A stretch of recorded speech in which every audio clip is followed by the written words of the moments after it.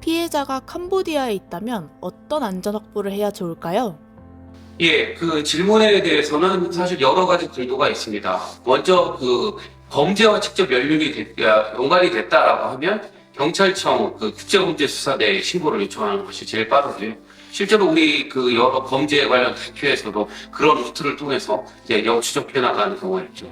뭐 가장 빠르게 내 인접한 사람이 가족이 지금 현재 그 문제가 돼 있다 그러면 그 해당 국가에 요청을 해야 되는데 그 방법은 직접 할 게 아니라 해당 국가에 있는 영사관을 통해서 진행을 합니다. 그게 그 영사관과의 어떤 국제 공조나 외교적인 문제를 또 가장 빨리 신속하게 해결하는 방법이 있을 수 있죠. 가해자가 한국 국적일 경우엔 어떤 형벌을 내릴 수 있을까요? 첫 번째는 일단 이게 어떤 범죄와 관련됐다라고 하면 형사처벌이 급선무이고요. 뭐 우리나라는 헌법 제3조에 따라서 외국에서 범한 우리나라 사람의 범죄, 그리고 우리나라 헌법이나 여러 형사 벌칙을 위반한 것에 대해서는 다 그 책임을 물을 수 있습니다. 이제 그래서 범죄인을 소환받아서 하는 경우가 있죠. 범죄인도. 그리고 또 하나는 이 범죄로서 끝나지 않고 아까 금방 말씀하신 것처럼 재산적 피해, 그리고 신체적인 피해, 생명 이런 것들이 있다면 손해배상 청구가 가능하고 아마 동남아 현지보다는 국내에 있는 법원을 통해서 국내에 있는 내국인들 간의 분쟁을 좀 해결하는 방안이 제일 좋습니다. 최근 어느 유튜버 납치 사건도 발생했는데 내가 납치를 당하지 않으려면 어떤 보호 조치를 해두는 게 좋을까요?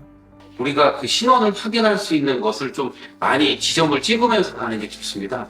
가장 흔한 일례로 우리가 그냥 무작정 여행을 가서 여행 제한 국가인지 여행 금지 국가인지 그런 어떤 공표도 알지도 못하면서 아프리카에서의 여러 나라들 국경을 그냥 무단히 통과하는 경우가 많이 있었고요. 또 중동 같은 경우에 그런 예가 있었고 실제 유럽이라고 하더라도 그 작은 유럽 속에서 국경을 자주 넘나들 때 뭐 괜찮겠지 이렇게 방관하게 하는 경우가 있거든요.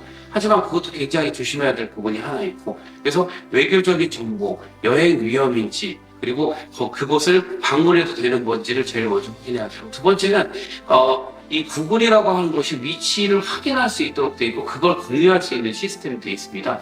자신만 동의한다면 그 개인정보, 위치 정보, 이런 정보, 결제에 대한 정보 이런 것들도 다 그 포털 사이트든 그런 여러 그 사이트를 통해서 전달이 될 수 있거든요. 그런 방식으로 가족이나 지인에게 긴급하게 연락하는 것도 가능합니다. 마지막으로는 가장 급할 때는 역시나 영사관을 통해야 되는데 우리나라 정말 이런 문제가 계속 반복되다 보니까 대사관, 영사관 시스템에 획기적인 지금 변화가 좀 일어날 것 같습니다. 그러니까 국민들의 IT의 발전 속도는 굉장히 빠른데 영사관에서 대응하는 거는 뭐 일과 시간에 전화라고 한다든가 아니면 내가 담당자가 아니니까 좀 다시 확인해 보겠다거나 아니면 그 문제는 너무 내가 복잡하고 어려워서 답을 못 하겠다거나 아니면 수사권이 필요하기 때문에 현지 경찰에 요청하겠다거나 이러면서 시간과 어떤 뭐 이런 것들이 좀 허비되는 경우가 있었거든요. 그래서 그런 부분에 지금 앞으로 한국의 영사관, 각국 주재 한국 대사관 영사관이 변화할 것으로 보인다. 저는 본질적으로 그렇게 지금